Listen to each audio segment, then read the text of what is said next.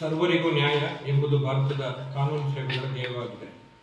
ಯಾವೊಬ್ಬ ಪ್ರಜೆಯು ತನ್ನ ಆರ್ಥಿಕ ಅಥವಾ ಇತರೆ ಸೌಲಭ್ಯಗಳ ಕಾರಣಗಳಿಂದಾಗಿ ನ್ಯಾಯ ಪಡೆಯುವುದರಿಂದ ವಂಚಿತನಾಗಬಾರದೆಂದು ಉಚಿತ ಮತ್ತು ಸಕ್ಷಮ ಕಾನೂನು ಸೇವೆಗಳನ್ನು ಸಮಾಜದ ದುರ್ಬಲ ವರ್ಗಗಳಿಗೆ ಒದಗಿಸುವ ಸಲುವಾಗಿ ಜನತಾ ನ್ಯಾಯಾಲಯಗಳನ್ನು ವ್ಯವಸ್ಥೆಗೊಳಿಸಲು ಹಾಗೂ ಸಮಾನ ಅವಕಾಶಗಳ ಆಧಾರದ ಮೇಲೆ ನ್ಯಾಯ ಒದಗಿಸುವಂತೆ ಮಾಡುವ ಶ್ರೇಷ್ಠ ಉದ್ದೇಶದಿಂದ ಕಾನೂನು ಸೇವೆಗಳ ಪ್ರಾಧಿಕಾರವನ್ನು ಸ್ಥಾಪಿಸಲಾಗಿದೆ.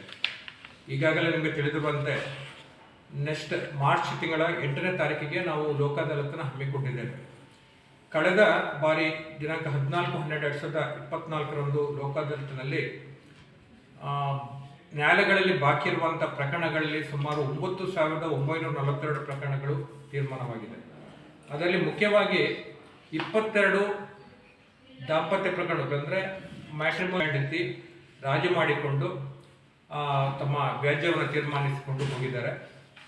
212 ಪಾರ್ಟಿಷನ್ ಪ್ರಕರಣಗಳು, ಆಮೇಲೆ ಸ್ಪೆಸಿಫಿಕ್ ಪರ್ಫಾರ್ಮೆನ್ಸ್ ಕೇಸು 97, ಎನ್ಆಕ್ಟ್ ಪ್ರಕರಣ, ನೆಗೋಷಿಯಲ್ ಇನ್ಸ್ಟ್ರೂಮೆಂಟ್ ಆ್ಯಕ್ಟ್ ಪ್ರಕರಣ, ಚೆಕ್ ಬೌನ್ಸ್ ಕೇಸ್ಗಳು 265, ಮತ್ತು ಮೋಟಾರ್ ವೆಹಿಕಲ್ ಪರಿಹಾರದ ಅರ್ಜಿಗಳು 158. ಹಾಗೆ ಒಟ್ಟು 9,940 ಕೋರ್ಟ್ನಲ್ಲಿ ತನಿಖೆಗೆ ಬಾಕಿ ಇರುವಂಥ ಪ್ರಕರಣಗಳು ರಾಜಿಯಾಗಿದೆ. ಆಮೇಲೆ ವ್ಯಾಜ್ಯಪೂರ್ವ ಪ್ರಕರಣಗಳು ಸುಮಾರು 95,006 ಪ್ರಕರಣಗಳು ವಿಲೇವಾರಿಯಾಗಿದೆ, ಒಟ್ಟು ತೀರ್ಮಾನವಾಗಿದೆ. ಈ ಬಾರಿ ಕೂಡ ಅದಕ್ಕಿಂತ ಜಾಸ್ತಿ ಪ್ರಕರಣಗಳು, ಮುಖ್ಯವಾಗಿ ನಮ್ಮಲ್ಲಿ ಪಾರ್ಟಿಷನ್ ಸೂಟ್ಗಳು ಭಾಳ ವರ್ಷಗಳಿಂದ ಪೆಂಡಿಂಗಿದೆ. ಸಾಕಷ್ಟು ನಾವು ಬಂದಾಗ ಕೋರ್ಟಿಗೆ ಬಂದಾಗ ಕಕ್ಷಿಗಾರರಿಗೆ ಹೇಳ್ತೇವೆ, ರಾಜಿ ಮಾಡಿ ಮುಗಿಸಿ, ವ್ಯಾಜ್ಯ ಬೇಡ, ಬೇಗ ತೀರ್ಮಾನ ಮಾಡಿಕೊಂಡು ನಿಮ್ಮ ಏನು ಭಾಗಕ್ಕೆ ಬರುವಂಥ ಆಸ್ತಿಯನ್ನು ತೆಗೆದುಕೊಂಡು ಹೋಗಿ ಅಂತ ಹೇಳ್ತೇವೆ.